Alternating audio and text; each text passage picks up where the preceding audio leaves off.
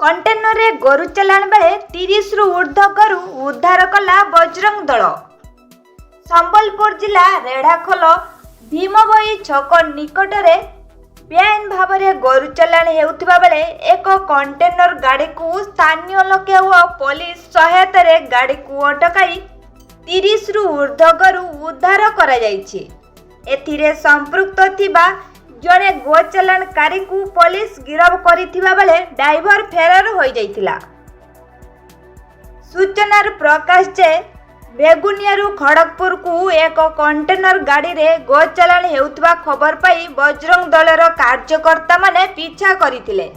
शेष रे रेढ़ाखोल पुलिस सहायता रे स्थानीय लोके गाड़ी को अटकाई थिले। गाड़ी भितरू गोरु मानकु उद्धार करी वैष्णव झुली स्थित गोशाला रे जमा देइथिले। तेबे एही घटना रे पुलिस एक मामला रुजु करिथिबा जणा पड़िछि।